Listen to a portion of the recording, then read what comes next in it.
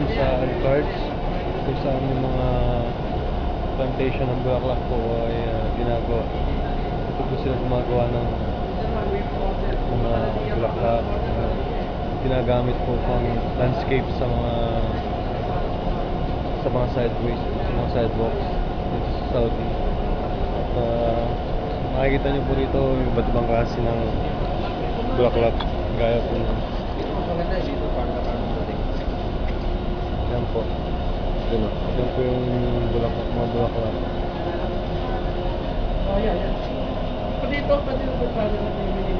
Yan po ang kabayan natin na nag-explore.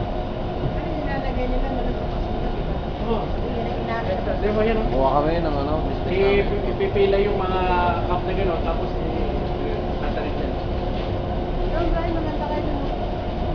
Sa kabila. Ay, yun naman plastic, kumbaga sa atin sa labas. Ay, taglamig eh. Ano sabi mo, kabayan? Hindi masyadong Kabayan. matibay sa ngayon, ay malamig naman. Okay po pala dito sa farm. Oo. Yung isang anak mo na hindi na nabalik dyan. Ano na talaga. Yan po, lilipat po kami sa kabila. Tignan po namin yung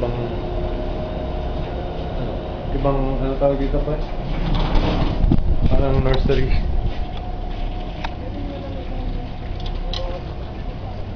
Ayan po. Abay! Ayan po mga kabayan.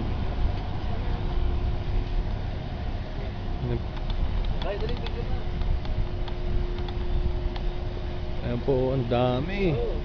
Dami pong bulaklak. Nakakita ng ganyan, akala nila, nakita lang nila sa pero ganyan. Ayan na pala yung mga bulaklak ko. Dami. Sige, kaya dalawa. Bakit? Try daw. Wala nang film pre. Ang ganda. Your garden. Maganda, di ba? Ganda. Ang kulay niya po. Buhay na buhay. Saka sari-sari. Doon sa bandara. Hanggang 15 klaseng pangalan ng halaman na dyan. Minsan yung abot ng 20 na klase. Iba-iba pa yung kulay. Isang halaman pero iba-iba ang kulay.